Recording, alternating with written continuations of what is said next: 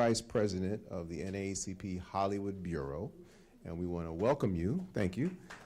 I don't know what I'm being applauded for, but thanks anyway. Want to welcome you to our screening room. This is a fairly new space for us. We've had it now for 6 months or so. We call it a space for art and equity. Now remember I said that because we're going to come back to that word equity in a minute. But we have our administrative offices in this building up on the 5th floor.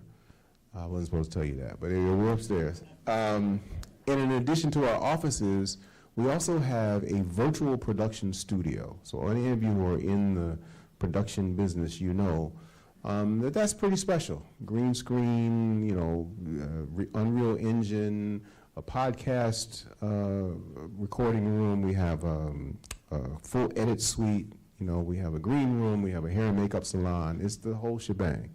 And now we've added to that this space. So we feel like upstairs in our offices we can develop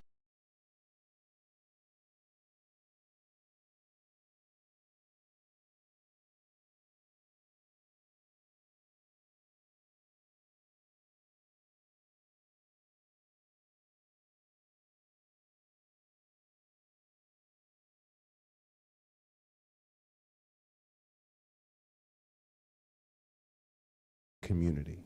We want people who have productions of their own to use this space, invite audiences in, exhibit your wares, and have feedback from audiences and have people appreciate what you're doing. Same thing is true for the studios upstairs. If there's something that you want to shoot or some kind of production that you would like to capture in either audio or video formats, call us. We'd like to talk to you about that and see if maybe we can make an arrangement so you can come in and use our facilities, okay? Again, these are spaces for art and equity.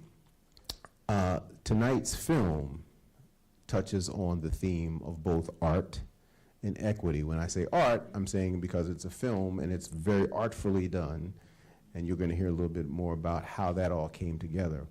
But the underlying story really is focused on equity. What stakeholder interest do we have, not only in the land that we occupy, but in the bodies that we occupy? And you're going to meet a very tremendous and amazing young man who has dedicated a good part of his career to championing that issue. But before I bring him to the stage, I want to first bring someone who probably requires very little, if any, introduction. If you have a TV set in your home, you've seen, where is she? Did she leave? Oh, she's back there chilling. Okay. But please, Ariva Martin, come join us up front. It would probably take me less time to tell you about the TV platforms that she has not appeared on. But you've seen her on all the news shows. She's an incredible pundit and commentator on all things current events. And she, of course, is a civil rights attorney who has represented represented the interests of some people who were voiceless until she stepped to the fore. One of the cases that I think we're going to talk about tonight that I think is so very, very special is the work that she's done in Palm Springs. Again, getting back to this issue of equity, right? So why don't you, well, I'm going to give you the mic next. So DeMario is here. I have to talk about how we met. I got a phone call from my boss, Derek Johnson. He's the president and CEO of the NAACP. And he had another gentleman on the line with him and said, listen, I need you to talk to this guy. He's got a special thing he's doing. I need you to make it happen here in the screening room. I said, okay, boss, you got it. But what was really more compelling than that was when DeMario came to Los Angeles and met with me in my office and shared with me why he was doing the work that he's doing. And you're going to see that in this film tonight. This gentleman is really, really dedicated to his clients, both those who are still with us, which are just 2, and those who have passed on, because the powers that be have dragged this thing out for way, way too long. I'm not going to do the film justice by trying to describe it to him, so I'm going to introduce him and let him come up and tell you all about it. Hey, well, good evening. It's good to see everybody. I'm so honored that you chose to spend this Friday night on Good Friday to come here and watch our film. As Kyle said, I'm attorney DeMario Solomon-Simmons. Law is my ministry. Justice is my passion. And since 1997, I've been obsessed with trying to get justice and reparations for my community. I'm from North Tulsa, from the Greenwood district, went to school right on Greenwood Avenue, never learned about the massacre, didn't know anything about Greenwood until I got into Intro to African American Studies, and I learned about it and I thought it wasn't true. As I say in the film, I told the professor, that's not true, I'm from North Tulsa, and what you're saying is not accurate, and of course I was wrong. And so much so, I didn't even know my girlfriend, fiance, now my wife of 20 plus years, is a descendant. Her grandmother ran down the tracks to get away from the massacre. She didn't know that. That's just how strong the conspiracy of silence was. And so in this work that we've been doing for many, many years, I had a great opportunity to be a young clerk working with Professor Charles Ogletree and the great Johnny Cochran, right out here from LA. Yes, give it up for the great Johnny Cochran. In the early 2000s, they brought a case along with many, many attorneys from around this nation, including my very good friend Eric Miller, who's back there, Professor Eric Miller. I had a chance to be a law clerk and a young lawyer on that particular case that went all the way to the Supreme Court in 2005 and was denied. Then we started working towards legislation, and you'll see some of this in the documentary. And then we've just been pushing and pushing, trying to figure out what can we do to try to get justice and reparations before it's too late. And when I say before it's too late, before any survivors are there. And over the last 5 years, we launched a new effort with our public nuisance litigation that you're going to learn all about in the film. And during that time, we had 3 living survivors. Right now, we have 2 living survivors. 110-year-old mother Viola Ford Fletcher, who will be 111 on May 10th. Wow. Yes. And 110-year-old mother Leslie Benefield Randall. You'll see both of them in the film. And so I just want you all to see the work that we're doing, and then I want you to figure out in your heart, if you feel so compelled, how you can help us. Because our goal is for them to see the justice in their lifetime, in addition to our descendants who are throughout literally the world. So I hope you enjoy the film, and I look forward to the further discussion. Thank you.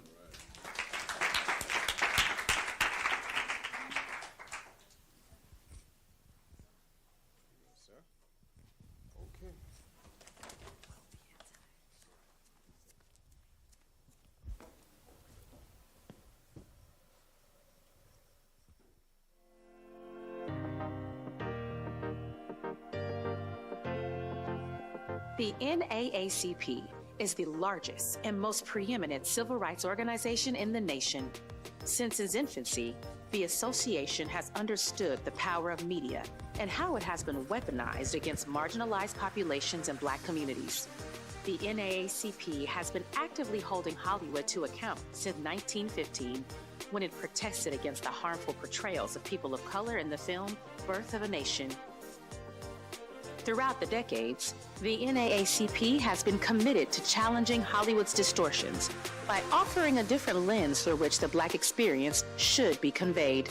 Over 20 years ago, the NAACP increased its commitment to influencing the output of Hollywood's image-making apparatus by opening the NAACP Hollywood Bureau. The Bureau's purpose is to advocate for equitable opportunities and authentic representations in the entertainment industry that reflect our diverse communities. This is our show where we recognize our incredible gifts that we've given to the world. This event is not only important to golf, but it's important to diversity at large. We have not even begun to tell the African stories. I dare say that the world is ready for all of us. We are here to celebrate Black excellence. For us, we understand that art is activism. We have this Reimagine Coalition, which is made up of all these advocacy organizations, and we're going to continue to grow that group. The alliances, coalitions, and partnerships we forge are dedicated to honoring the diverse and multicultural forms of artistic expression and promoting responsible approaches toward commercial exploitation. The Hollywood Bureau is committed to creating more opportunities to improve inclusivity through outreach programs, media partnerships, internships, and fellowships. The The NAACP understands the fight for hearts and minds in Hollywood. Our fight continues because every frame is deliberate.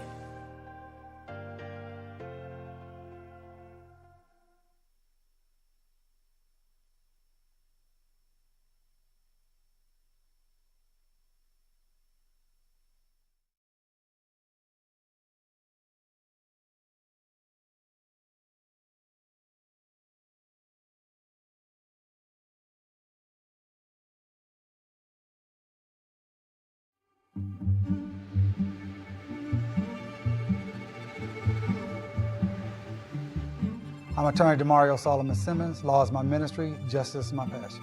And I've been working on trying to get justice and reparations for the massacre for over 25 years now. Joining me now is DeMario Solomon-Simmons, attorney for Tulsa survivors and descendants, and he's been pursuing justice for this case for a long time. So, DeMario, so happy to have you here. One of the things that I really enjoy about being a lawyer is you get to fight. You can fight one or two ways. You can fight with the physical violence, or you can fight with your words and what you write.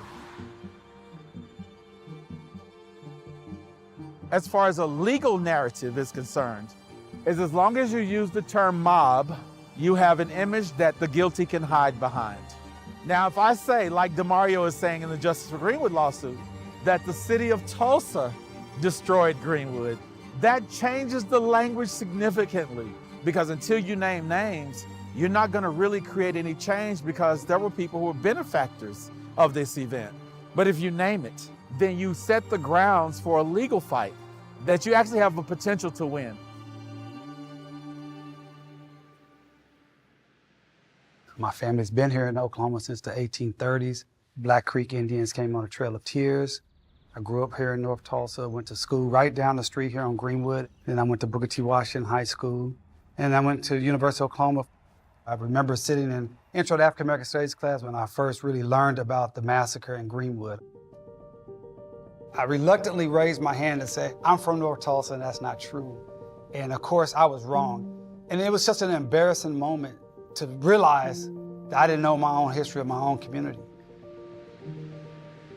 People from all over the country would ask, where are you from? And I would say Tulsa, Oklahoma. And people would say, Black Wall Street, Tulsa race riot. And I was a bit embarrassed because I had no clue what they were talking about. Now we call it the massacre, after we've later learned what actually took place. My grandfather said, have a seat. I survived the massacre. Man, when he told me that, I felt like somebody had just stacked a boulder on my shoulders. How is it I didn't know this? I said, that's what Aunt Janie would talk about. And we thought Aunt Janie was just nuts, you know? And no, she was traumatized. And if that was my Aunt Janie, I could only imagine all the other survivors.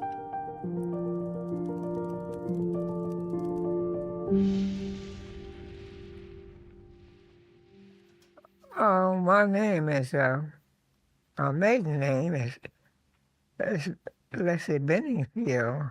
You don't look 109. I don't look 109. No, ma'am. I don't? No. Well, for goodness sake, thank you. I'm still amazed. I'm still in shock. I have anger issues at sometimes because I cannot believe what she went through. And it's been swept under the rug like it didn't happen.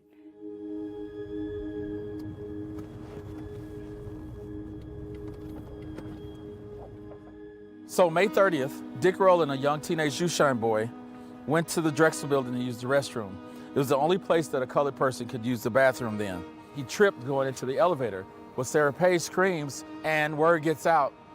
But the word that gets out is that Dick Rowland had just tried to rape Sarah Page in the elevator in broad daylight on a holiday. Well, later that evening, Dick Rowland is barricaded in the top floor of the courthouse building. About 6,000 angry white men assemble here. An incident happens where a white man fights with a black man over a gun. The gun goes off. All mayhem breaks loose. When you talk about the 1921 Tulsa Race Massacre, you're talking about the worst act of domestic terrorism in the history of this country. And it was done by the whole white society. You know, a lot of times we want to say a white mob. No, it was white Tulsa. You're talking about 38 to 40 city blocks burnt down to the ground, 8 to 10,000 people made homeless overnight, 3,000 people dead and or disappeared, never to be heard from again. Over $200 million in property damage destroyed. And when I say that number, that big number, we're talking over 1,500 homes and businesses destroyed. We're talking about people seeing and smelling the flames as they escape for their lives.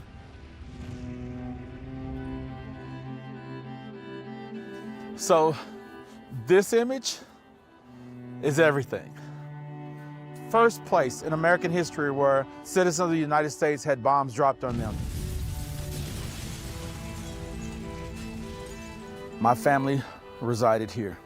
That's where my family's property was. It's so profound when you look at the magnitude of one section of the entire district. That's a humongous area, and we're just looking at a quarter of it. What was my great-grandmother thinking when she had to jump on the back of a truck and barely escape racial terror violence? You look back behind you, and all of your belongings are being stolen out of your house, taken, and then your house is set on fire. She said people were shooting at her. She saw people die in front of her. They saw pure, unadulterated evil. There was a plan already in place to take the land in Greenwood. None of this is accidental. It's not about Dick Rowland and Sarah Page in the elevator. It was, in fact, an ethnic cleansing to make sure nobody could come back to this area of African descent. When the National Guard came, they joined in. The general, he wrote in his report, he saw 25,000 whites belligerently and mindlessly destroying everything. It wasn't just a minor event. This was an attempt at extermination, and we are the voices, we are the survivors of those who are probably fertilizing the soil of these lands with their bones and blood. When you look at this photo, anybody in their right mind would demand justice for Greenwood.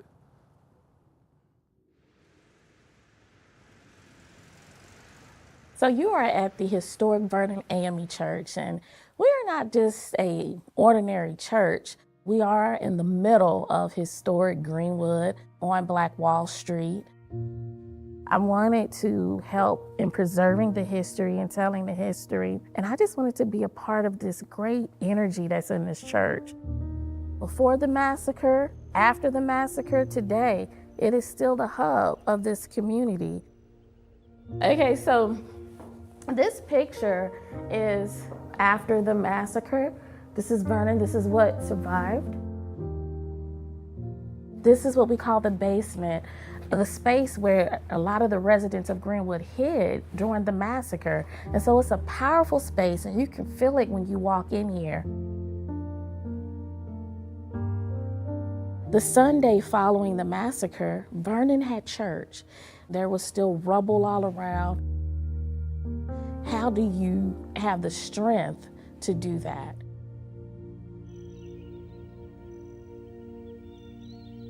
The big question at this point is, how did all these black people get here to Oklahoma before it became a state? Most people in America have no idea. Why Greenwood? We got to back up and understand the totality of this story. People were coming here to be free, to own land, to have businesses, and build something for themselves, free of white oppression. It was a tight-knit community who had shared principles, shared values that they agreed upon, and black people were thriving. What you have here is literally a city within a city. This is a masterful, self-sustaining community, really beautiful. How many seats do you think are in this theater? And it has a big balcony, everything. 750 seats. The Dreamland Theater sat right here behind me. The people who owned it, John Williams, and that's Lula. Lula was probably one of the wealthiest women in Greenwood.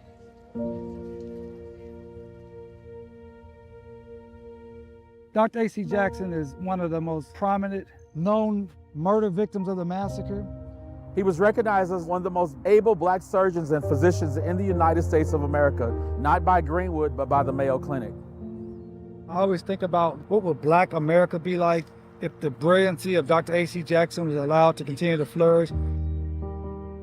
This whole lot used to be the Stratford Hotel.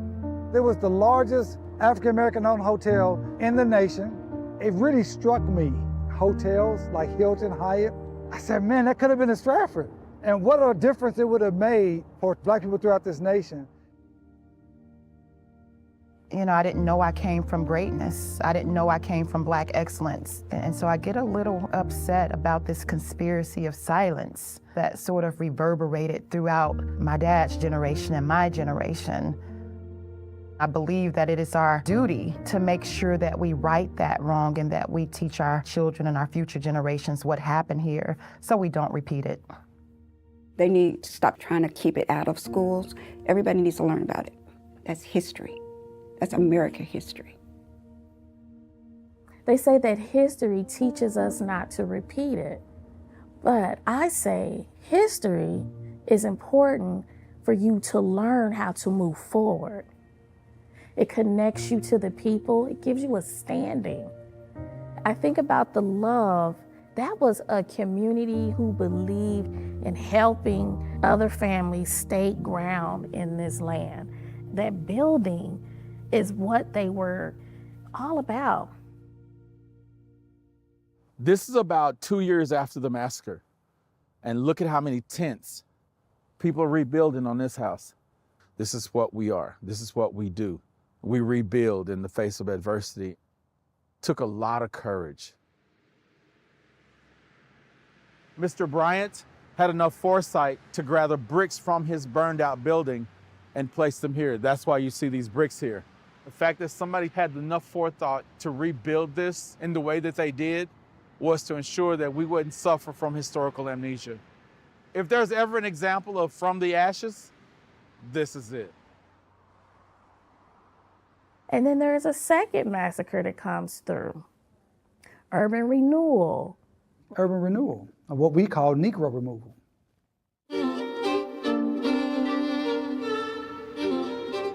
And then you see this highway built specifically, intentionally to destroy the remnants of Greenwood and to create a physical barrier between Black Tulsa and white Tulsa.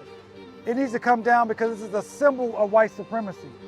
This is no different than a Confederate monument. When something is put up for the specific purpose of basically imprisoning a community, we shouldn't have to live with these type of remnants. We feel that urban renewal destroyed Greenwood a second time. And so I often talk about the physical violence that took place back in 1921, and decades later, the policy violence came through and destroyed it yet again. And that is what we're dealing with right now with the gentrification. When I was a child, there were still 169 businesses Black-owned in the Greenwood district. That would only last a few years because they would eventually all be torn down. All this development, the restaurants, the banks, the hotels, the office buildings, they're not owned by Black people. And more importantly, it's not owned by the original inhabitants of Greenwood. What does it mean for a person like Mother Randall, who suffered the massacre, and then in 1980, they took her home and moved her out in deep North Tulsa. And her property, her family had owned for 70 years, is now just some white-owned business.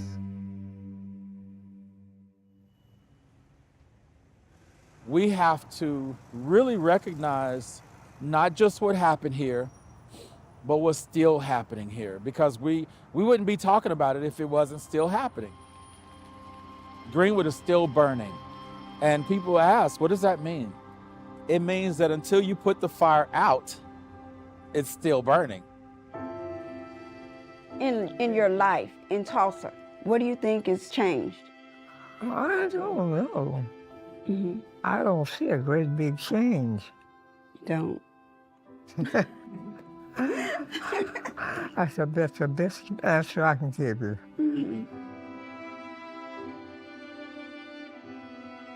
When I think about what happened 100 years ago, I have to fast forward to 2016 when my twin brother, Terrence Crutcher, was killed with his hands in the air at the hands of the same police department that deputized Klansmen. The parallels are so stark. So much has changed, yet so much has stayed the same. There's been no solace. There's been no repair, no restitution. We have not got an ounce of justice, not from this city, not at all. It's hard to gravitate to what we've been through. 2017, as we were getting closer to the centennial, the city of Tulsa was really trying to clean up their image. They knew the world was going to be watching, and they started trying to put forth this false narrative of Tulsa triumphs. We've come so far since the massacre, and it really was infuriating me. So I started thinking, what can we do here? We really didn't know if there's any legal path, but I was like, we got to do something. So Mayor Bynum had quoted on numerous occasions that the massacre was the reason for the inequalities in Tulsa today.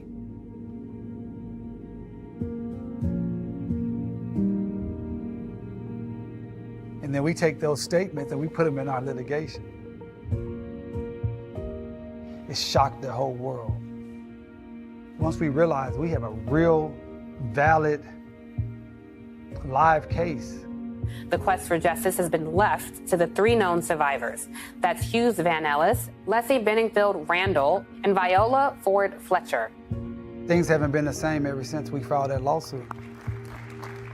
Today, I'm visiting Washington, D.C. for the first time in my life.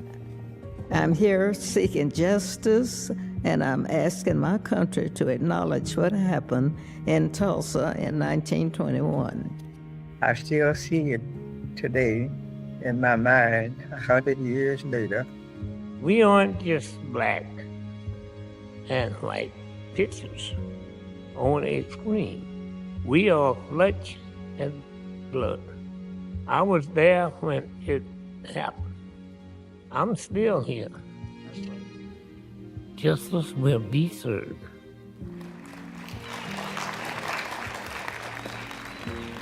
We had our first ever hearing in over 100 years on this issue in the Tulsa County District Courts. All three of the survivors were there. And then we had our second hearing. It was the most people, I think, in the history of Tulsa to ever go and watch a court hearing. It was so amazing. It was the first time that a court had even given us anything to vindicate these people. Now we're in 2023. I said, you know, Mother Fletcher is with us today. Today is her 109th birthday. And now, 102 years later, she's here in this court, still asking for justice. So fast forward, I get a call from a reporter asking me, do I care to comment on my case being dismissed? I could not believe it. It was just the most devastating thing. It was also amazing because Uncle Red said, can we appeal? We're not through yet. That's right. We just started. That's right, Uncle Red. I said, absolutely. I said, we're definitely going to appeal. And Uncle Red, you told me earlier before this interview began, you're going to fight until you get justice. That's right. I'm here. Yeah. I'm Amen. still here. Amen. I'm here to fight. Thank you. Keep fighting. You said if it takes 28 years, Uncle Red. 28 years, I'm here. You know, Uncle Red, you know, he passed in October.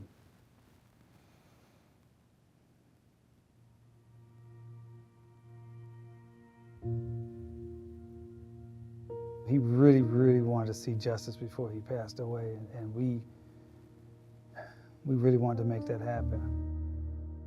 So we had a press conference over at Vernon AME. I said, listen, we've been here before. It's unfortunate that we continue to hit these roadblocks, but I said, well, if B.C. Franklin can be practicing law days after the massacre in a tent suing the very people, well, not just the very entities, but the very people that burned down the community. And damn it, we're going to keep fighting all the way. And so we filed our appeal. They retained the case, so that was huge, huge victory. These plaintiffs have been waiting for almost 103 years for their opportunity to be in court to prove what happened to them and their community. We're just simply asking that this court give us the opportunity to be remanded back to the district court to prove our claims. We look forward to that. Thank you. Thank you, sir.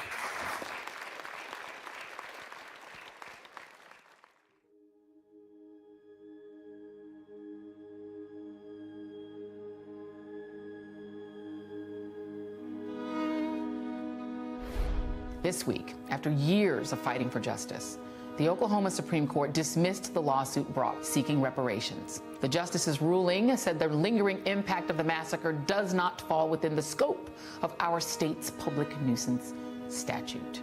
Yes, it's a very, very difficult week for us to get this unbelievable, unjust decision. It does feel like the state of Oklahoma is just trying to run out the clock because of their age. There's no question about it. We've had all type of unnecessary delays by the state. We're just so disheartened that the Supreme Court ruled against us without even actually dealing with the facts that we put forward. Each and every time, the courts have utilized whatever they need to kick us out. And it's shameful, and I'm very ashamed of my city of Tulsa. And we believe that the Oklahoma Supreme Court, not only did they get it wrong on the ultimate decision, but they did not follow the law. And so we are planning to file for a petition for rehearing.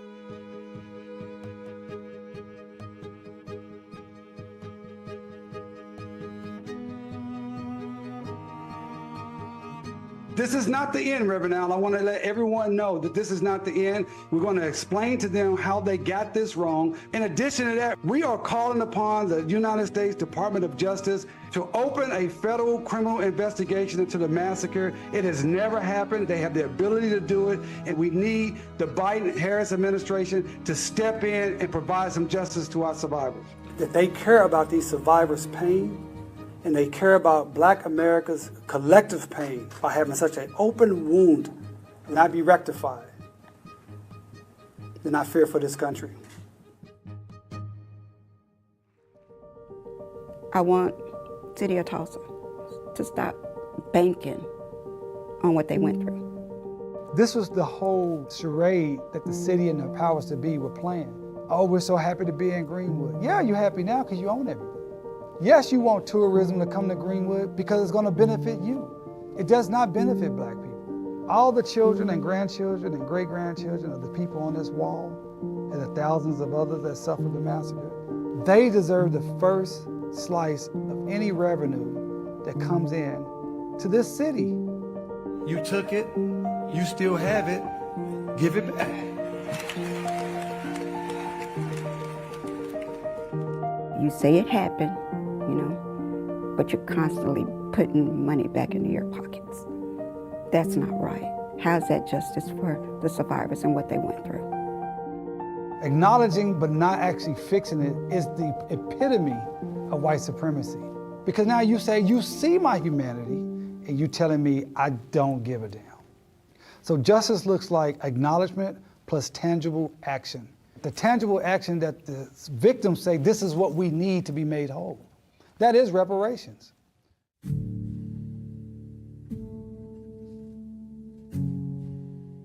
Justice would be reparations for the survivors who are living at 109 and their descendants. Justice would be land reclamation.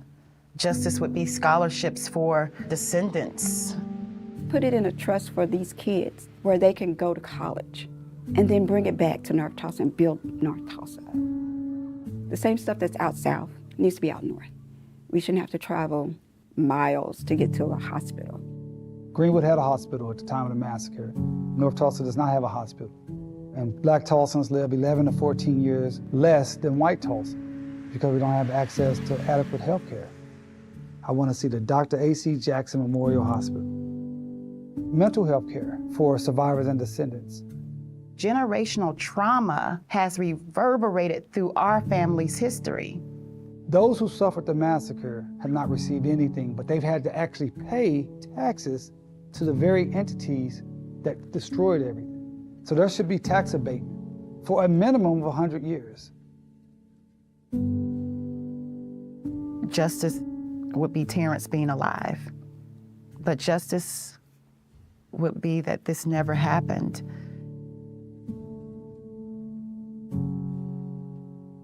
You can't make nobody learn nothing, but you can teach them. And eventually, if they have any right thing in their heart, it will come to pass. And now, if we all do that, we'd have a different world. Yes, ma'am. We'd have a different world. Oh man, Mother Randall, I mean, obviously I love all my clients. Mother Randall is so special to me because, first of all, she's the named plaintiff. If no Mother Randall, there's no case. And she shows up at every hearing. She's 109 years old. You remember who DeMario is? DeMario? Yes. I don't really like the guy. I think he's I love her. I love being her lawyer. I don't know how in the world he carries these fights with him on his shoulders, but he's doing it. He's doing it. And this community loves him. DeMario has stuck with us from day one through the good, bad, and ugly. I tell DeMario that his work, our work, will go down in Oklahoma history books. I'm just standing on the shoulders of the B.C. Franklins. I'm just standing on the shoulders of the Amos T. Halls, the Jim Goodwins, Don Rawls, Maxine Horner, and the Charles Ogletrees, and so many other people. And that's the work of Justice for Greenwood. That's the work of being in the community. This is not a matter of past trauma. It is concurrent. And we will not rest until justice comes. When we win, what I want to see is the community feel a victory. It's like we're seen for once, we're seen. And I have to continue to fight on this one issue. They really want to see justice. They want to have their day in court. I want her to be able to tell her story in front of the whole world. The evidence is out there. We're saying something. Now do something about it. Give them the justice they deserve. I knew a lot of people on this wall. They were my clients. All these people on the wall are dead. They all died without any justice. And so that's what keeps you going. That's what keeps you moving forward. We can't do this work alone. We have to build power. We're building a movement ecosystem. It's not just the litigation.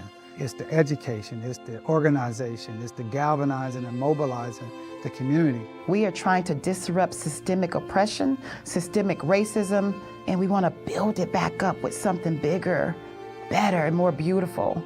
That is Greenwood. That is who we are. We are the greatest love story that this state has ever known. As long as there are survivors or descendants here, as long as we continue to tell this story, we're going to continue to agitate, continue to push for justice and reparations.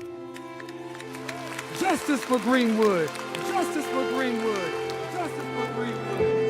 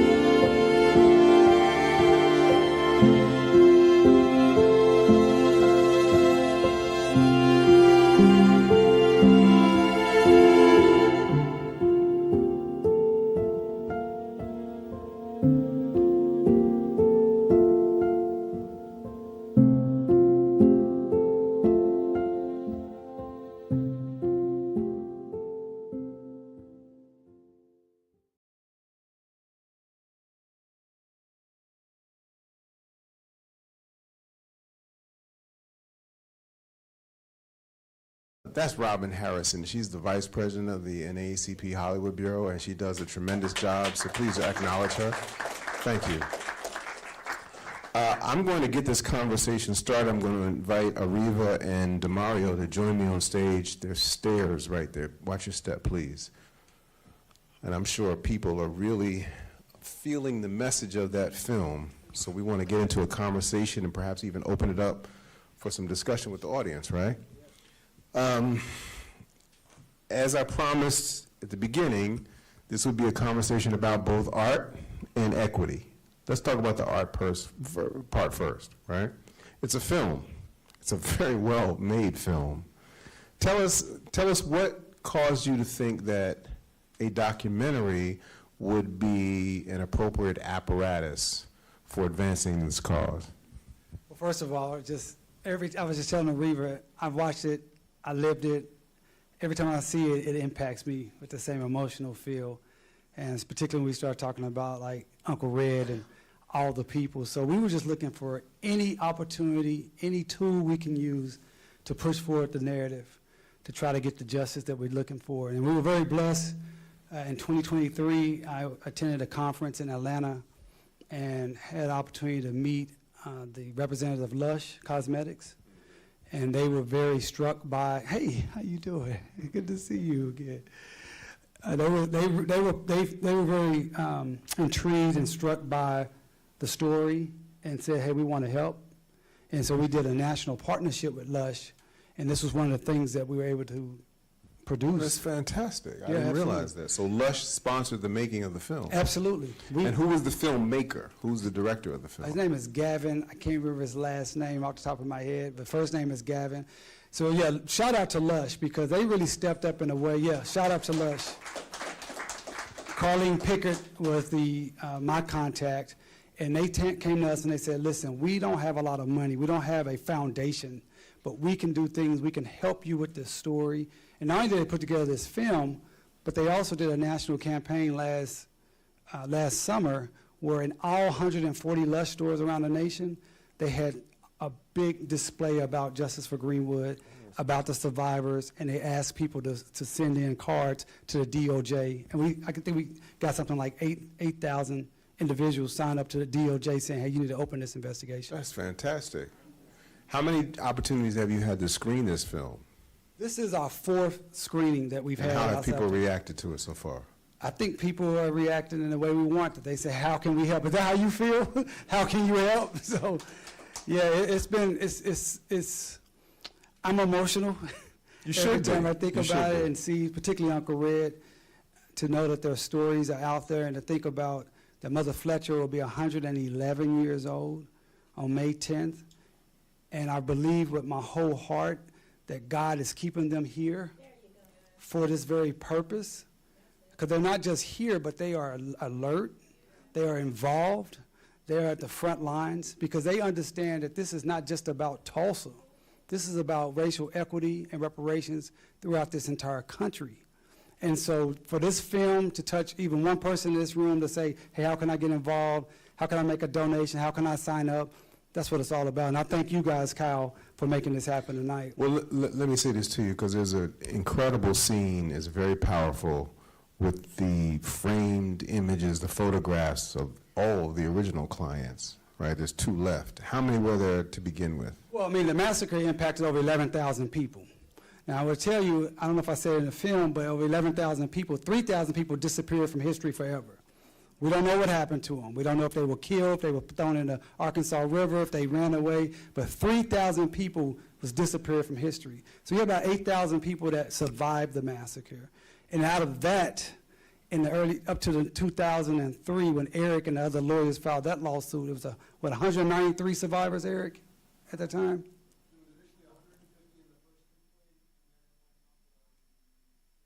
$170 survivors. So just so you know, that number of people that just were missing is gone, never accounted for. That's equivalent to the number of people that perished on 9/11. That's a proportionality of this, right? So I'm going to turn to Ariva. I'm staying on the art piece, though, right? So Ariva, you are part of the media. You see content. You're a part of content creation all the time. Just as a piece of film work, How does this strike you, and how do you think this film can be used as an apparatus for change? Yeah, that's a great question, Kyle. I just want to just congratulate you again, DeMario. This is just such amazing work that you are doing, and I know it's amazing because I'm involved. Lawyers like DeMario and I, we're civil rights lawyers, but we also call ourselves movement lawyers, because we are in this movement to break down, as Dr. Crutcher said, systemic racism and systemic barriers through reparations, reparative justice actions like this one. So what you did by this documentary is so powerful because it is giving a face. All of us have probably heard about Greenwood, Black Wall Street, Tulsa, but now we get to see the images of the real people who were impacted. And that's so important in this movement work, is narrative storytelling, Kyle. That can change people's hearts and their minds in ways that litigation and stats and statistics can never do. So when I look at this, I'm just so, I'm moved. I know the story because you and I are close, and we talk about this, and we do panels together, and we've been in this fight together, but seeing it is so powerful. And I'm just also want to just congratulate you, Kyle, and the NAACP for understanding how in this moment, you talk about being in the media, how telling our own stories and controlling our narrative is, I know it's been important from day one, but in this very, very challenging time that we are living in, being able to control our narrative, create our own content, disseminate our own content is really, really critical. Yeah. So she mentioned it's been important since day one. Let's talk about day one, okay? We're in a cave. It's the prehistoric days. We're all huddled in the cave trying to stay warm. There's one guy in the cave that has a really long stick. It's the biggest stick inside the cave. He's the one that goes over to the wall and starts carving the hieroglyphics and telling the story, right? You jump up and say, hey, you forgot the time when I did something. He hit you in the head with a stick. Shut up. This is my story. I'm telling the story. My point is, what we deal with in the media is the people who are in control get to tell the story. They get to decide whose story gets told, how it gets told, right? And they also get to decide which story or which parts of the story get omitted. And that's what we're dealing with Greenwood, the omission, the erasure of the storytelling. So now we're going to segue into the equity piece. Here of late, apparently, equity has become a bad word. Yes. Unless, of course, you're talking to the banker. They haven't stopped using the word, right? So if I'm paying on my house monthly, I'm accruing a stakeholder interest. I'm accruing equity over time, right? The banker knows how to keep track of that. At some point, I may have enough equity built up, I can snatch some out and go do something else with it, right? So they're still using that word. But when it comes to the social sciences, it's a bad word all of a sudden. How do we reignite the true definition of the word equity with respect to the Greenwood story? This is a community of people who had a stakeholder interest first in their bodies and in their sense of community in the literal land that they occupied. All of that has been taken from them. How do we reignite that?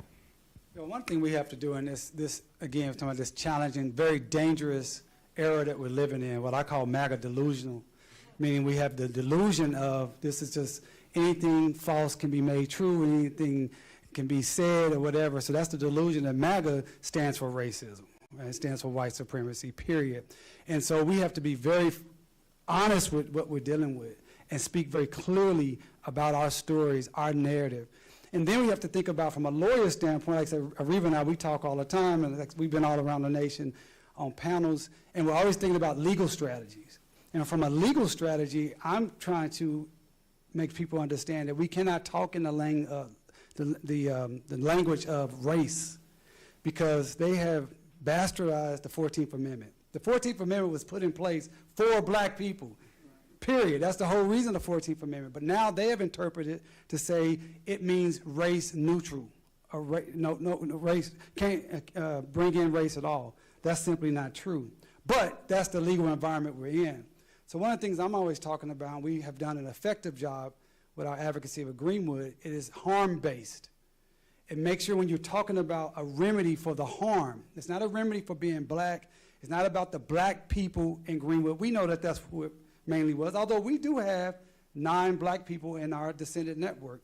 Justice for Greenwood, we have the largest descendant network in the nation. We have about 1,000 people throughout this country, many here in Southern California.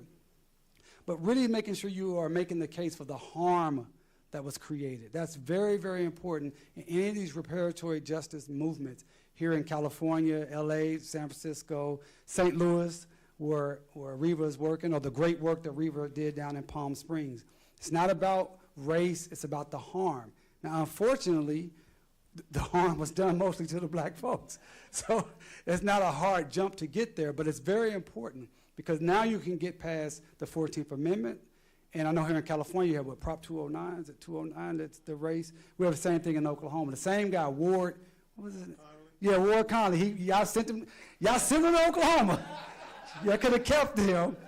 So we have to think about the same things, but make sure when you're talking about reparatory justice, you make it very clear what the harm that you want to be repaired. Let me address that for 1 second, because I remember when the Supreme Court decision came down to strike down affirmative action. Almost immediately, the Biden administration opened a narrative that suggested that perhaps instead of race-based consideration, we'll make it an adversarial or adversity-based. That's the word I'm looking for. So if a person could demonstrate that they have overcome significant adversity toward their goal, that perhaps they should be provided with some remedial support to get where they're trying to go, right? Almost immediately in response to that, the governor of Florida said, you know, maybe there was actually some benefits that came from slavery. Wasn't so adverse, right? Right, wasn't so adverse. So I hear what you're saying about the harm-based strategy, but anticipate that there will be a challenge to the question of whether or not harm was actually experienced, as ridiculous as that sounds. Well, it's going to be a challenge regardless. I mean, coming out of enslavement after the Civil War, they said, hey, it wasn't that bad. So, I mean, it's always going to be a challenge. We're living in a white supremacist, unjust society. The fact that we have to even go into these court systems that were not built for these type of issues, we're already playing at a deficit. So it's always going to be, and that's what makes the job of people like Areva and I so difficult. We know we have the facts. We know it should be a slam dunk case, but we got to come up with all these. The fact that we had to do a public nuisance litigation was just that. We had to figure out a way just to get back into court. And once we figured that out, the court said, we're going to ignore the law and we're still going to kick you out.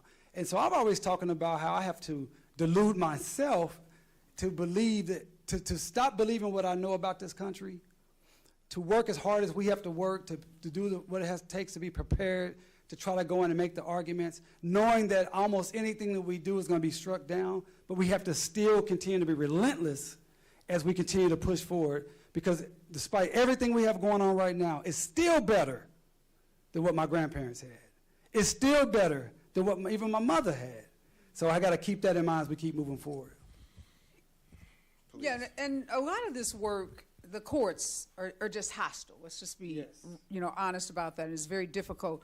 So the work is broader. So it's multi-layered. So when I talk about being a movement lawyer, you're just not litigating like a traditional civil rights case where you're relying on violation of federal statutes or in some cases state statutes, and you're looking for a remedy from either a judge or a jury.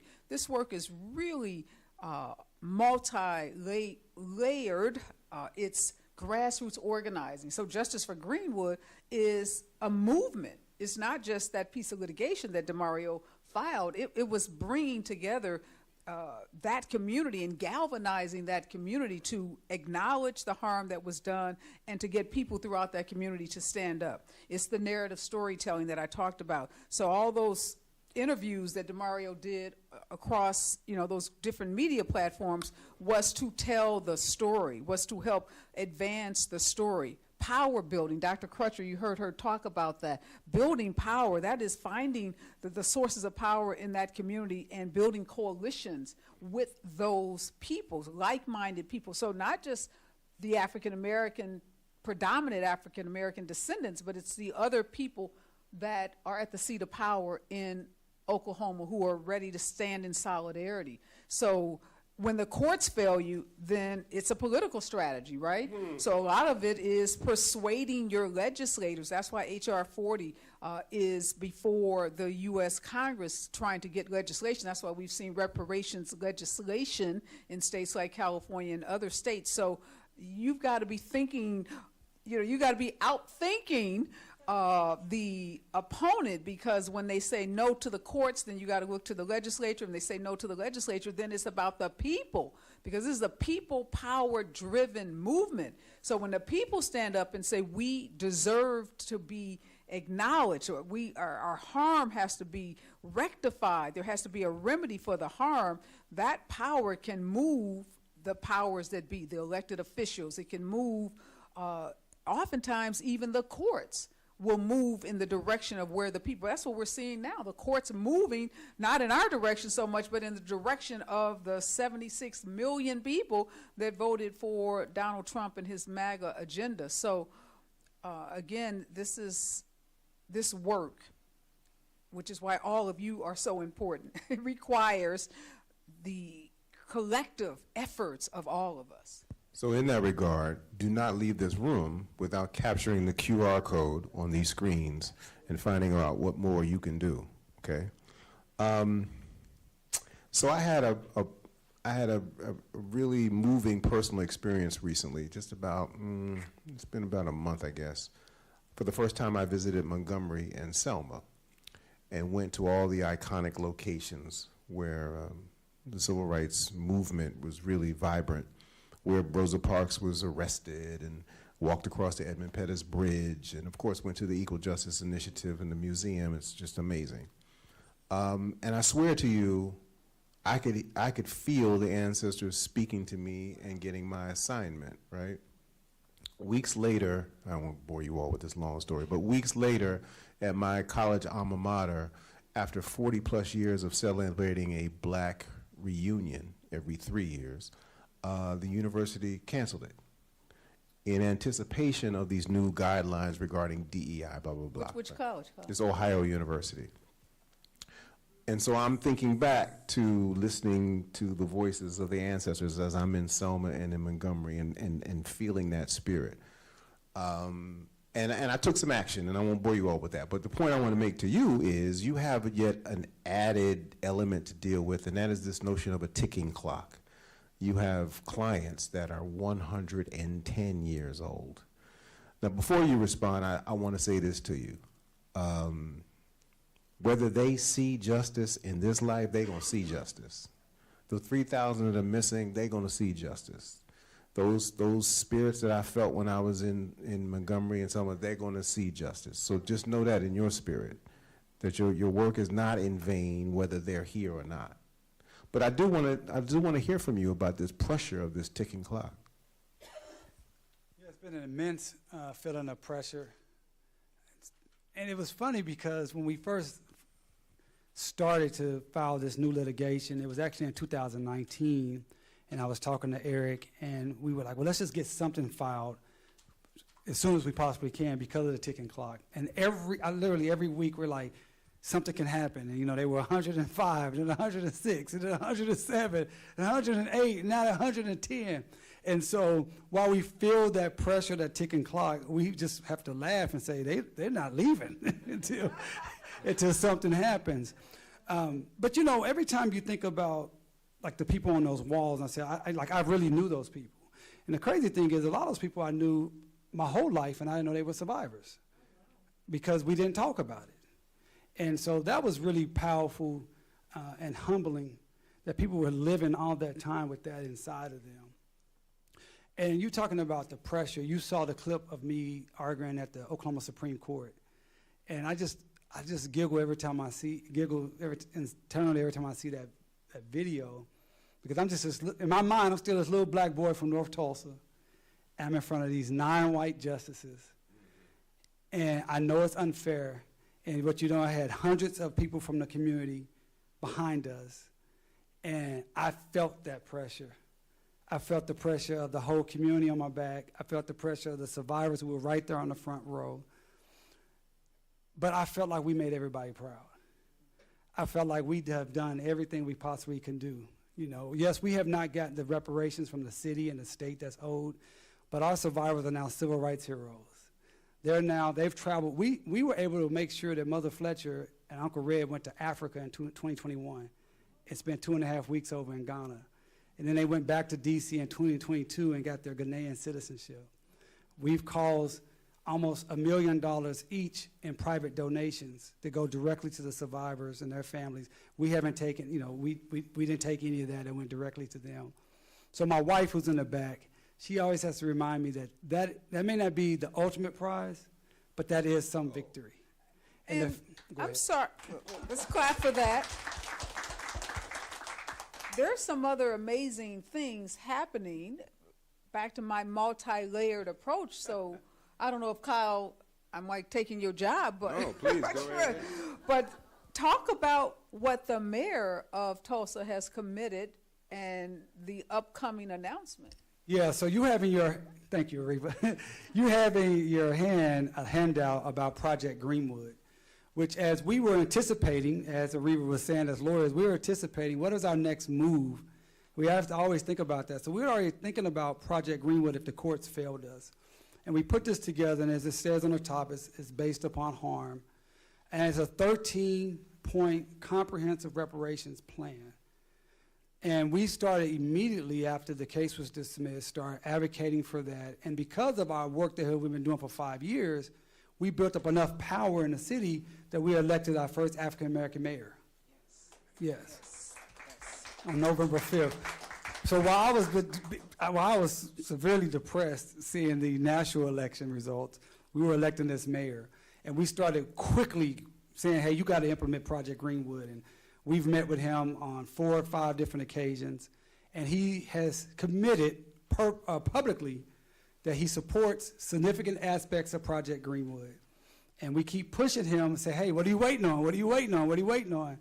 And he keeps kind of pushing the date that he's going to make a big announcement down the line. But he did on March 16th grant one of our proposals, which was to make June 1st of each year in the city of Tulsa a citywide holiday. Yes, all right. And obviously, we believe that that's important, particularly in this era of erasure, and to make sure that it's never erased from the city again. It is a part of Project Greenwood that we don't want just a holiday. That's like just getting Juneteenth. Like we need more substantive. But the fact of the matter is that things are still happening. So on June 1st of this year, the mayor has stated he's going to put forth his plan to bring forward what other aspects of Project Greenwood. So one of the things I want you all to do on that QR code on that document is to make sure you sign our petition to the mayor, because what we're telling him, even though he's a friend, I've known him a long time, I gave him campaign donations, I endorsed him, but I'm doing it for him to do something for us, to actually work on our behalf. And we want him to implement all of Project Greenwood and not just part of it. Nice. You can applaud that. Yes. So oftentimes we watch TV, we hear stories, we read on the internet, stories, just horrendous stories, and we shake our head, we may say a little prayer, and then we move on. Who won the game? What's for dinner, right? But I want you all to understand the connection between what happened in 1921 and what this gentleman's been dealing with for the last 27 years of his life, and what's happening right here in Los Angeles. When I talk about Palm Springs and when I talk about Altadena, you should see a parallel. They're not exactly the same situations, but there's a common thread that runs through there. So I would like for Reva to address that. Yeah, this is DeMario's show, and I told him I shouldn't even be on this panel because this is all about justice for Greenwood. But I will just say to what you said, Kyle, black land is being taken from black people all over this country. So what happened in Greenwood has happened in so many communities. The urban renewal, whatever name you want to give it, and you all in California know we had a bill last year that was going to address eminent domain and give people who had lost their property through eminent domain a remedy. And it was vetoed by the governor. And there is it's back up again, a bill very similar to the bill that was vetoed. So it's really, really important that we are all paying attention to this, because we in California, unlike Oklahoma, we are in a blue state. We do have folks who have a big D by their names, who say they care about these issues, who say they want to be progressive, and they will be progressive in their votes and in the way that they address some of these issues. So we have some unique opportunities here in California coming up this legislative term to influence what's happening at the state level in Sacramento, so that the issue of eminent domain, the taking of property that occurred throughout the state, can be addressed. And we have the work I did in Palm Springs. We have other cases that are making their way through this kind of system where people are trying to recover land that was stolen from them in California. A lot of that land was burned in the way that Tulsa was.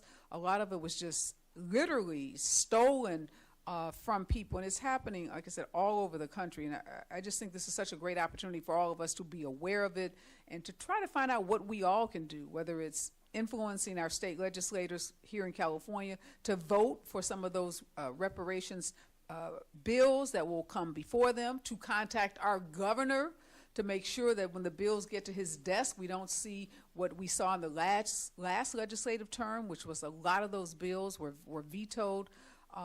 So it's possible. The work I did in Palm Springs, recovering, getting to a settlement that resulted in cash payments to people whose land had been burned out and taken from them, as well as some other things that are important in this work. The holiday, that's huge. That is remembrance. That is, like you said, making sure that what happened to those survivors is never erased. One of the things that we fought for in Palm Springs is a day of remembrance, is renaming of public spaces, building of monuments. All of these things are so important because we are trying to preserve our history at a time when people are trying to erase and rewrite our history. So the money is important, and let's not ever lose sight of the money, because we use money in our system. All my lawyer friends out here, that is what we do. When you are harmed, you file a lawsuit, you get hit by a car, you fall down in a store, the recovery involves money. So why, when it comes to the systemic destruction of black land and black lives, in these cases, they want to tell us, well, it ain't really about money. Well, yeah, it is really about money. And we should keep pushing and pushing for the money, because the money is, again, the way we address harm in this country through our civil court system, our civil justice system. But it is also about preserving our history. So that holiday is huge. So we shouldn't just gloss over that holiday. I know you said just one of the things. That is monumental, because that means that that state, that city will never, ever forget what happened to those survivors. And the work that I do, I'm always trying to push for those things that will live past the time. Mother, your clients will pass on at some point. Their descendants will pass on. But the work that you're doing to ensure that history remains is, you can't erase that holiday. You can't erase some of those other things that are part of your Justice for Greenwood. So again, thinking about the multi-layered nature of this, and so brilliant for you when that court case was lost, pivoting and moving into that political sphere and working to get your mayor to implement what he can for reparatory justice. Just brilliant strategy, brother. Just brilliant. I appreciate that. Brilliant. I will say about the holiday, I first wrote about and conceived that as a law student, and to see something that I wrote back in 2003 come to fruition it is amazing. Another thing that we did is we took the word Tulsa riot and we intentionally said it's not a riot, it's a massacre. And we had to pound that for years to the point where now it's the Tulsa massacre. And people understand that. So those are victories along the way. That's narrative storytelling. That's brilliant. And another thing with Justice for Greenwood that we are very proud of is that we have created this descendant community, and we do oral histories. And so we have done oral histories, about 80 of them. And then we pay each person that participates a $500 honorarium. It's not reparations. It is an acknowledgement that they are adding to the narrative work, and they've taken time. And so we want to model what we want to see happen for other people to do. Because one of the things that's important as black people and oppressed people is that people will monetize our own stories and exploit our stories and make money off of them. Then tell us we shouldn't ask. And tell us we shouldn't ask for the money.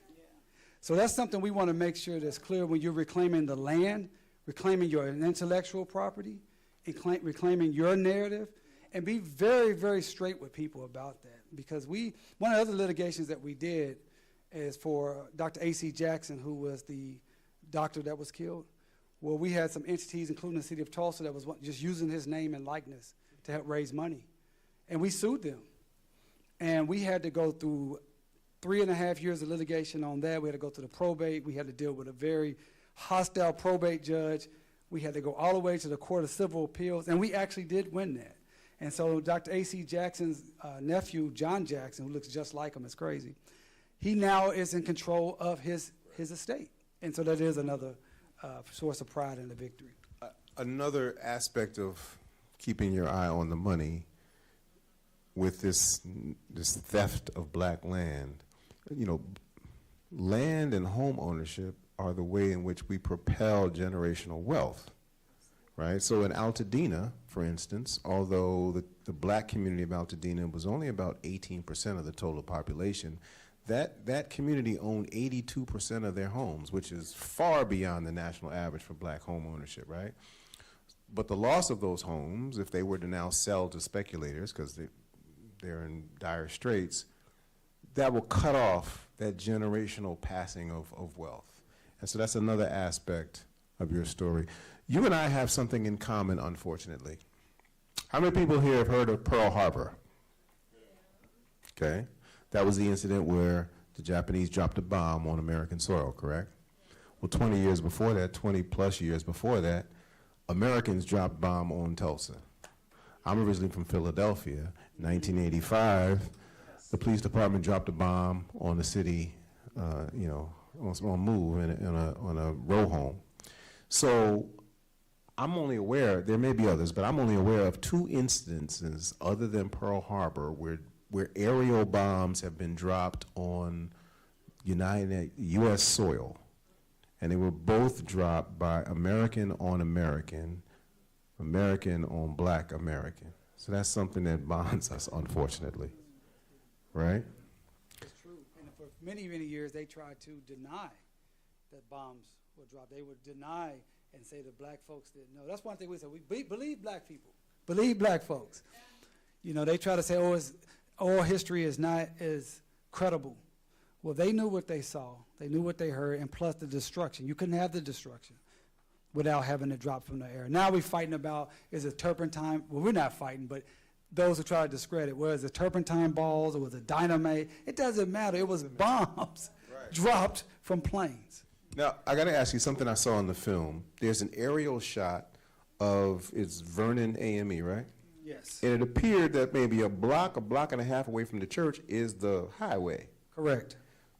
They drove the highway. I know they separated the white and the black community. They drove it almost right over the church. They drove it completely through a lot of churches. There's a lot of churches that were owned, a lot of businesses, churches, homes, thousands that were still in the Greenwood community before urban renewal came. And you likened the highway to the Confederate monuments and said this needs to come down. Yeah, because the highway specifically was built specifically to imprison the black community and separate it from the black-white community. That was the purpose of it. It started building in 1959. It was completed in 1967. We had the same thing here with, if you don't know, the 10 freeway. Okay, go ahead. I mean, that's the purpose of them. Just like the Confederate monument, the purpose is to perpetuate the Confederate mind state and that they were some type of doing something noble, et cetera, et cetera. This highway was created. They could have put the highway in different places. They intentionally said, no, let's put it here so we can destroy this Greenwood. And this happened all over the country. And they can take the land. And so when you talked about Altadena, anything that we can do as a collective black community or people who are progressive and want to stand with black communities to help them hold on to their land, we need to do it. Like you said, these people are in dire states. It's been months. But they need to hold on to that land because once it's lost, it's very difficult to retain. And one thing I'm hearing about Altadena that we see now in Tulsa is people, they're staying on property that their grandparents own, but they haven't got proper title to it. That's something that's an issue, or they didn't have proper estate planning. That's something that we do at Justice for Greenwood, is a estate planning program. That's something we got to make sure we're talking to our community about so they can properly pass the land on so it's not stolen or been sold because you're behind on taxes. Yeah. And I know y'all have some mean taxes out here in California. Bruh, like, I'm thinking about moving to Oklahoma. You won't be there long. But listen, I don't want to suck up all the oxygen. I'm sure, you all saw the film. I'm sure it touched your emotions, and I'm sure some of you have comments that you'd like to share or questions you'd like to ask. So why don't we move to that? Yes, ma'am. The one question I have is, it seemed that you and so many others who were descendants had no clue. And you were talking about and you were talking about the oral history. When you asked, when you found out and you came home and you asked your relatives why nobody told you or why you didn't know, what did they say? Well, let me tell you this little quick story and I'll answer that. My grandma, when I was in the 7th grade, I led a walkout of my middle school, Carver Middle School, and they called me the Martin Luther King of Carver Middle School. And everybody was celebrating this, except for my grandmother. I got out of her home. She told me, they will kill you in this town. You cannot be that strong as a black man. That's my grandma. And I had never seen her ever that angry, and I could see fear in her voice. But I never knew why until after I learned about the massacre and came back and put the dots together. There was real fear. You got to realize this was not, like we're talking about this now, we're looking at the photo. These people were living side by side with the people that did that, who said, we will come back and finish the job if you talk about this. And so people had many reasons. People were afraid to talk about it. Some are survivors, and we, in the first litigation in the early 2000s, we had some expert witnesses, expert psychologists talk to some of the survivors, and they talk about not wanting to talk about it because they didn't want to put the anger that they had into their children. Or they didn't want them to be afraid. You know, one thing that happened with the massacre, when black communities all around the country heard about the massacre, productivity in black communities went down. Home ownership went down. IP went down because everybody was afraid if we get too outwardly successful, this can happen to us. So it was a real conspiracy of silence, fear. You know, we're talking about a time period. Now anything can, technology and information can roll, but back then, people, the community, the white community had the fear of God in many of the black people. Because those who really, another aspect that we don't really talk about in this documentary, it's only 30 minutes, the massacre happened over 2 days. The first 12 hours, the black men and some of the black women was kicking, my wife was here, kicking butt. It was only after the National Guard came in and they brought in the heavy weapons, and then they had, at the time of the National Guard from Oklahoma City, said it was 25,000 whites rampaging through the community. They just got outgunned and outmanned. My point is, there was a lot of leaders and a lot of people that lost their lives fighting to protect their investments, their family, their children. And so those people that were left who survived, they're trying to just get through day to day. Yeah, and I just want to add to that. So that's 1920. The work that I did in Palm Springs, it happened in 1950 and 60. But the fear, the reign of terror, and it's hard for us in this moment now to remember what it was like to be black in 1920 and even in 1950 and 60. And so racial trauma, something that many psychologists and experts don't talk a whole lot about, is real. Dr. Cheryl Grimes was on the California Reparations Task Force, and I had her come into Palm Springs because a lot of folks didn't talk about it, and they had repressed it, and they repressed it out of fear, out of their trauma. And so she was able to educate this community about it, giving them permission to talk about it, because children and grandchildren, just like in Tulsa, had never heard that there was this black, vibrant community in Palm Springs. You can live in California all your life, and people say, oh, black people live in Palm Springs? People didn't even know it. And they didn't talk about what happened because of their fear, of their intimidation, and then the notion that we could be entitled to something, that what happened to us was wrong, was also, so people bought into this sense that what happened to them was because of something they caused, that they weren't worthy, that they didn't deserve to live in this ritzy white, desert enclave, and that they deserved to be burned out, because the narrative that Palm Springs had spun was that they were a public nuisance. And so people believed that. And people weren't like we are now, so willing to challenge and to speak out. And they were fearful. I mean, it's California, but there were Klansmen in California. There were, terror from, Eric will tell you, Dr. Miller, police, sheriffs, law enforcement. So it was not a comfortable subject. And when people have been subjected to this kind of trauma, they often go inward, become very silent, very quiet about it. So we see this across the country when we are involved in this work, how silent our ancestors are about it. Which then manifests in psychosocial disorders within our community. Yes. And we don't understand why we treat each other the way we do. It's because this trauma is passed on from generation to generation. We can't articulate where it's coming from. We don't know why it's. And then we have a media that is bombarding us with imagery and telling us who we are. And many of us, unfortunately, embrace that artificiality of who we truly are. Do you know how special we are? You have any idea how special we are?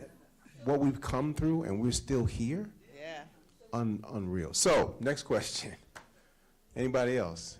Comment, question, criticism? Yes, ma'am. Hi, I really admire your mental fortitude to keep pushing and fighting the good fight. My question is, at the beginning of the film, there was acknowledgement about the Native American tribes in the area. Can you speak to the connection there? Yeah, absolutely. I'm a Black Creek Indian. So my family came on what's called the Trail of Tears. Of those who don't know, one of the presidents that President Trump always wants to talk about is Andrew Jackson. And Andrew Jackson was a terrible person. And one of the things, like him, yeah.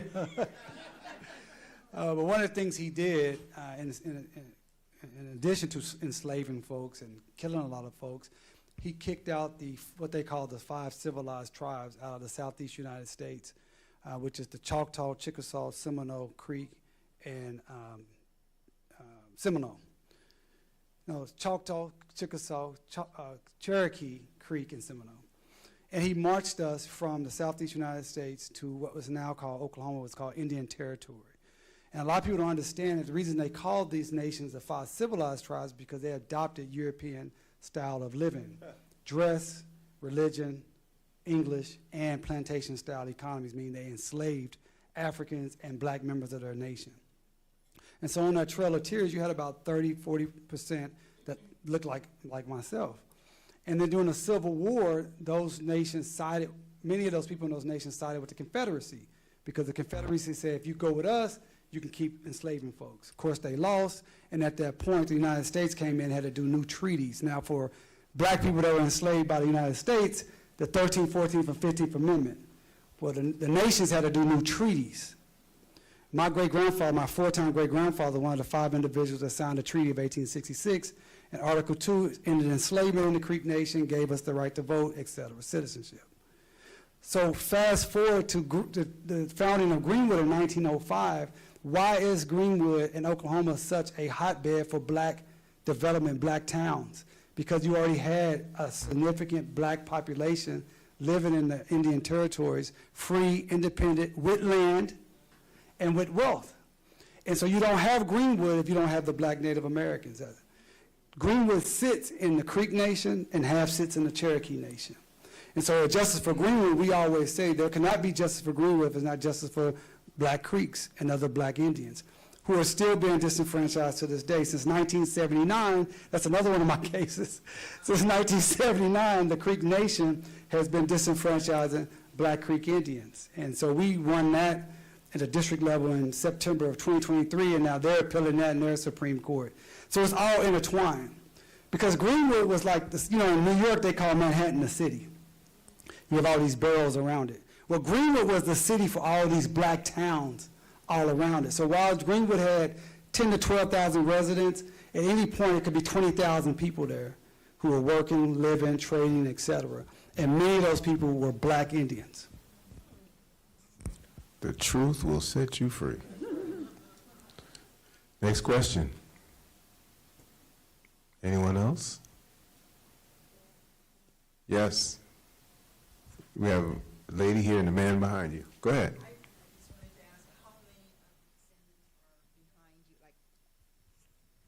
Since we know that the older folks are not going to be for a long time, but obviously this case is going to keep going on, how many of their descendants are with you, are going to be carrying this on? Yeah, great question. And like Ariva said, really the case was a catalyst for the movement.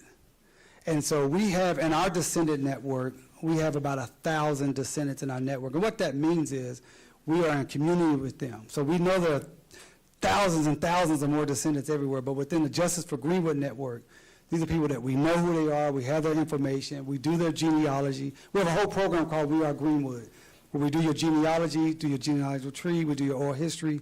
So we have about 1,000 on our network, but it's growing each and every day.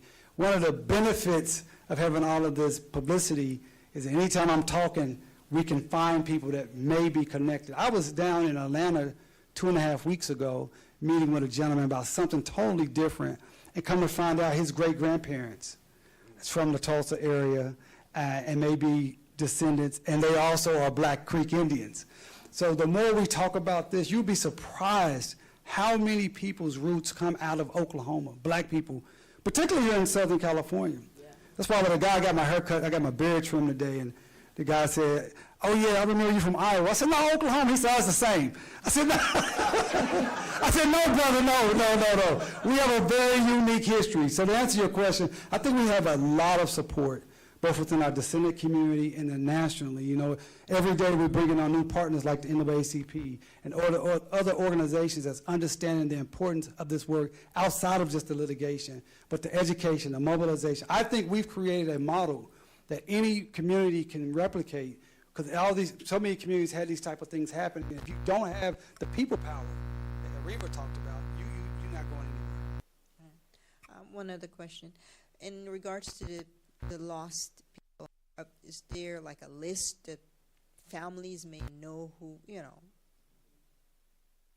Yeah, so another thing we've accomplished, we've compiled a list of we know at least 7,000 individuals that suffered the massacre. So one thing I've learned in our genealogy, I'm not a genealogist, but I employ 3 of the best in the nation.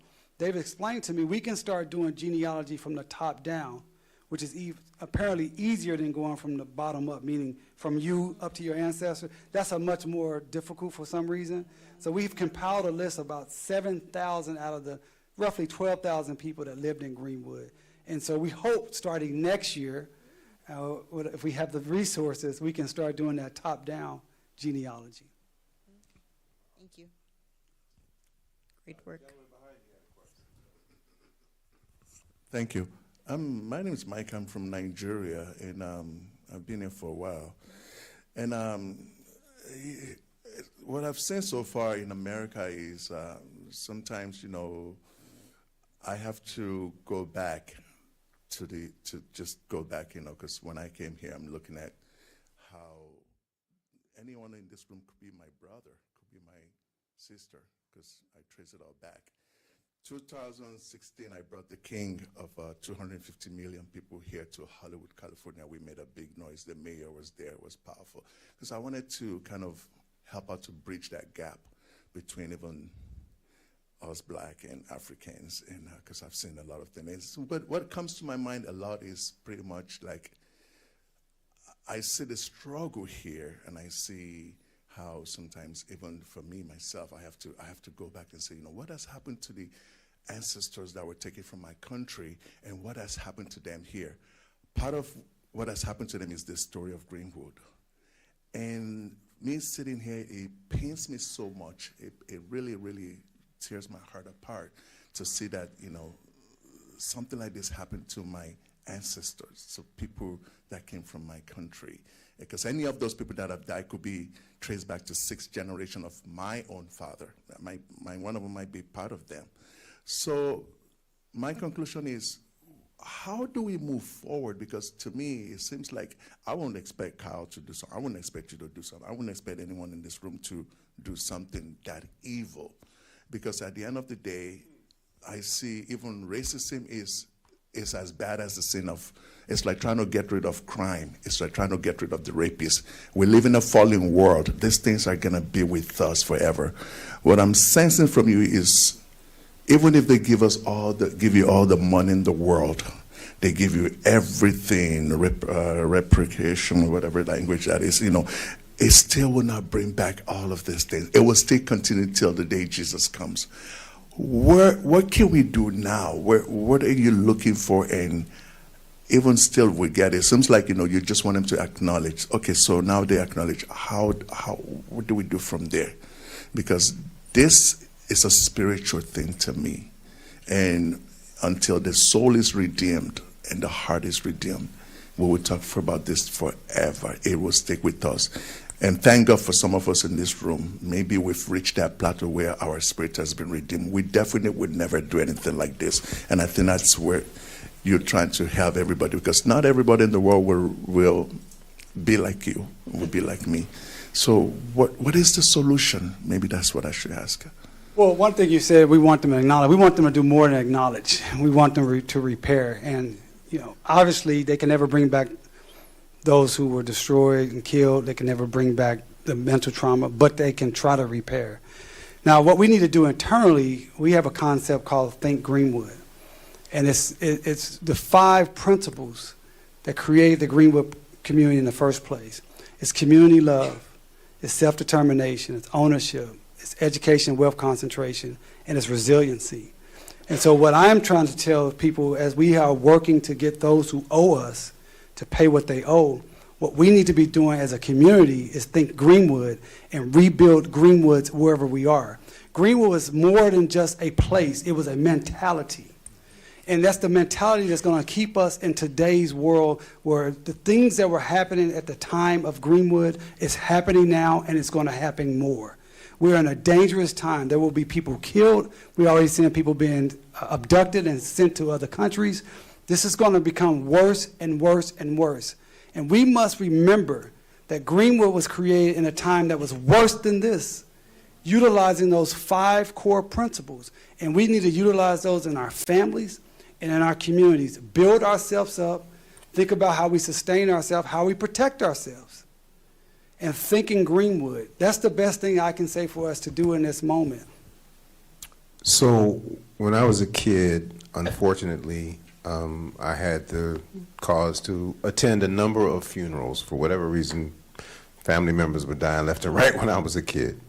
And invariably at every service, the pastor would at some point say, whoever it was, the decedent was, fought the good fight. How many times have we heard that reference? So-and-so fought the good fight. It never made sense to me as a kid. I would turn to my mom and go, they dead. How they? Well, I didn't get, they lost the fight, right? But the older I get, the greater appreciation I have for that phrase. And where I am now in my life, this is just my own personal view, is the victory is the fight. We're never going to, this generational experience that we're having from the motherland to right now is just one generation passing the torch to the next, but every generation has to fight. And each generation is going to have a unique set of circumstances it's going to have to fight against. I would love to be able to tell my sons what I'm doing today is going to make life perfect for you. But I know better, because that's what my parents thought for me, right? So we just have to strap on and get ready, because it's going to be a fight. And it's always going to be a fight. And that's our victory, the resiliency that you spoke of. Those 5 principles to me sound incredible. I want to write those down. Can you repeat them? Yes, I can repeat them. It's community love first. Greenwood was about community love. Second is self-determination. Third is ownership. Fourth was education and wealth concentration. And fifth was resiliency. And let me tell you about this community love at Greenwood. Dick Rowland, who was the 19-year-old young man who was accused of raping Sarah Page, the white elevator operator, he was taken downtown. A mob of a couple thousand white men came to lynch him. And Dick Rowland was a shoeshine boy. He was a high school dropout. And yet the most powerful, richest men in Greenwood organized themselves and went down to protect his life. Because while he didn't mean anything to white society, he meant everything to Greenwood. It didn't matter that he didn't own land. It didn't matter that he was not a lawyer. It didn't matter that he was poor. He was one of theirs. And they loved him, and they put it all on the line to protect his life.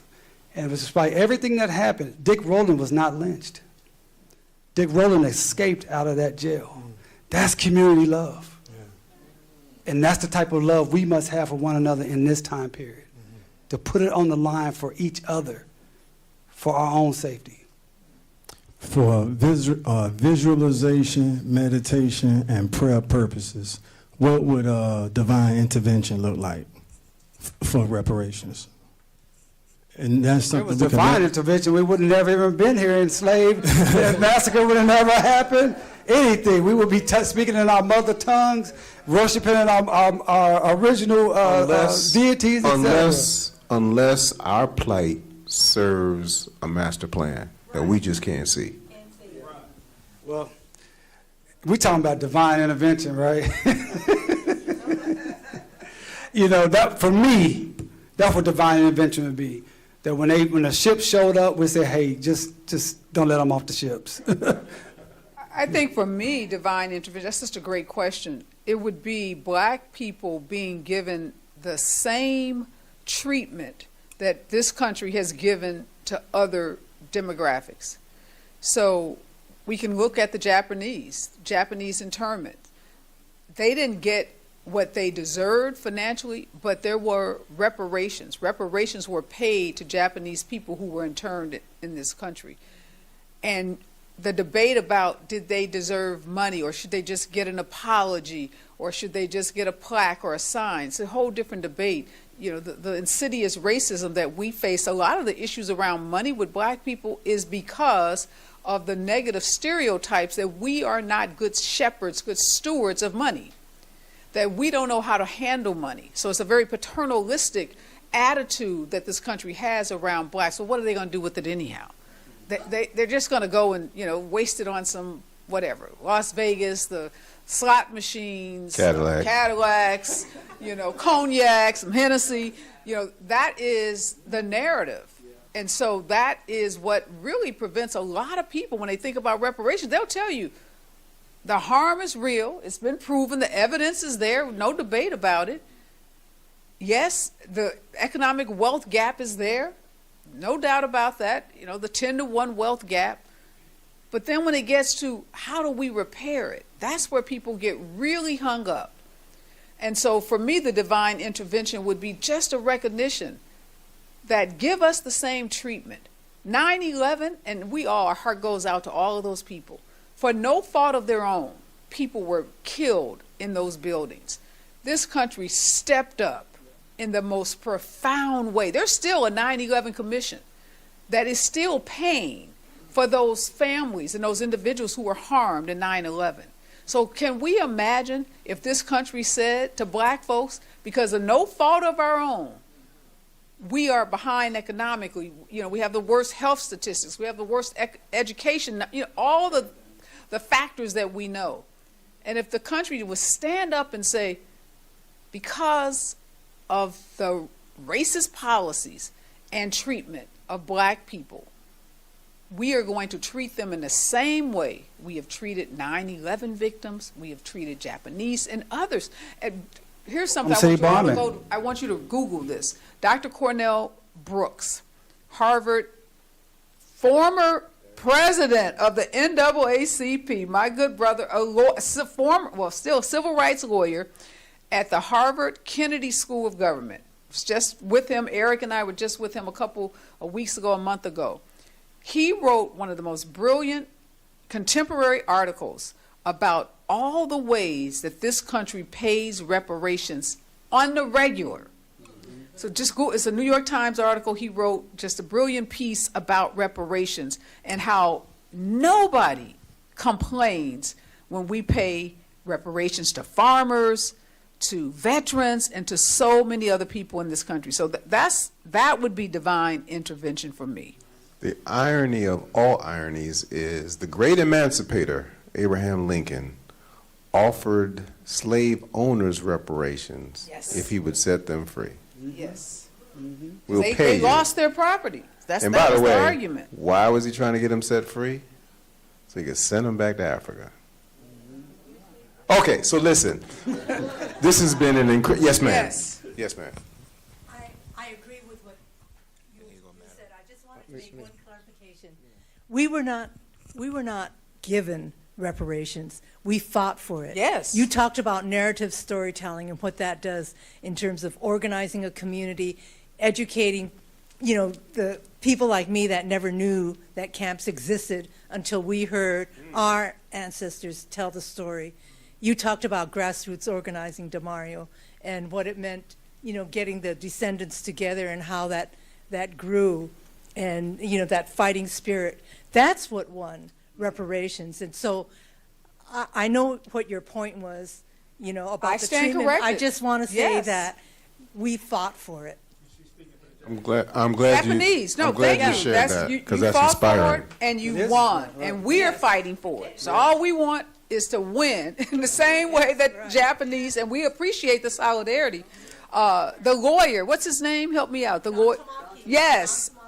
Great guy. He was part of the Reparations Commission for the state of California and has been in that fight for black folks and reparations. So we appreciate and acknowledge, and that's the power building. Can't do this alone. We need, quick story, Palm Springs, we hosted, as we were fighting for reparative justice in Palm Springs, we hosted a march on MLK Day. And we were locked armed. The very powerful group in Palm Springs is the LGBTQ community.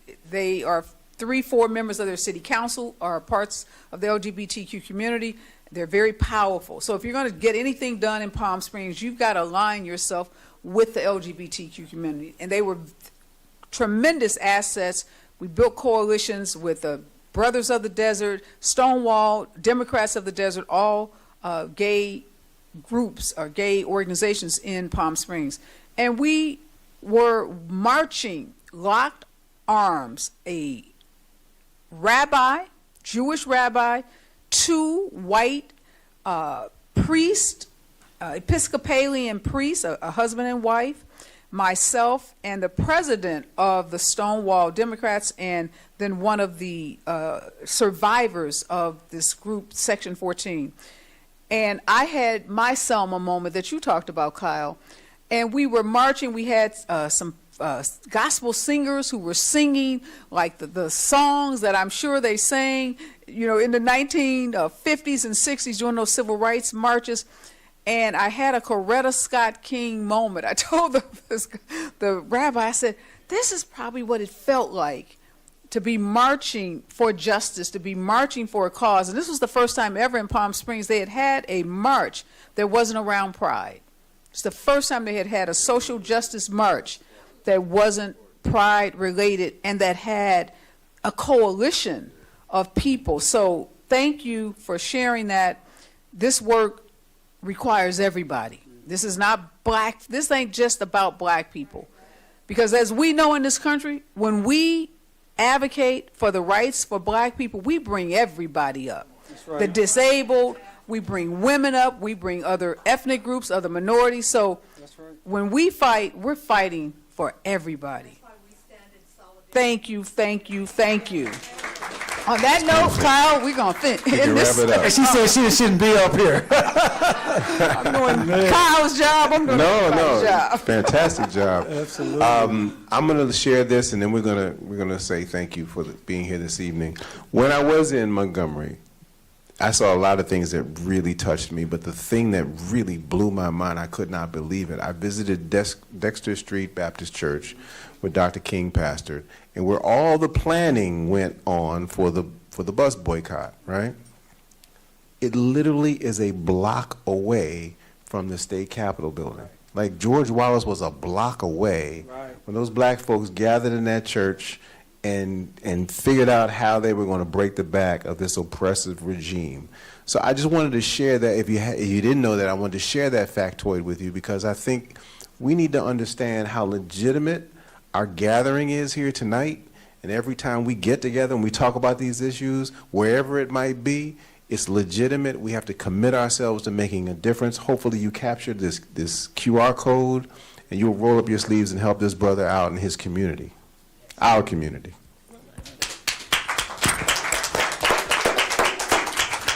Thank you. She dropped the mic. She dropped the mic. Yeah. That's what I'm talking about. Great job.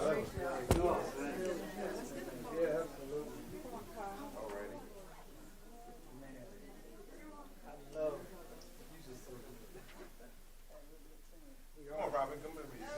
This wouldn't even happen if No, we didn't get down. Come on, Robin. I got a slipper on. All right, I was going to come down for you, Robin. We want to shoot the feet. I know.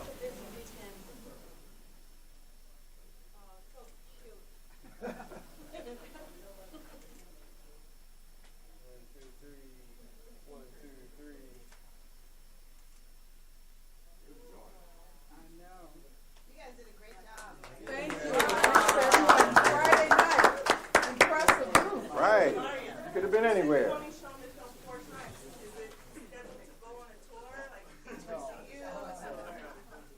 Oh, thank you. One thing to just sit there.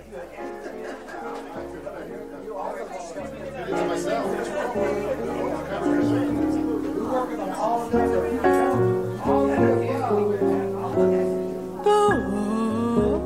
Those happy hours I spent with you.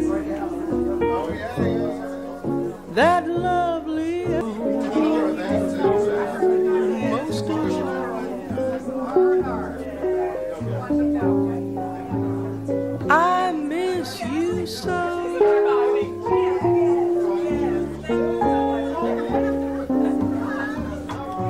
Your sweet caresses, each rendezvous.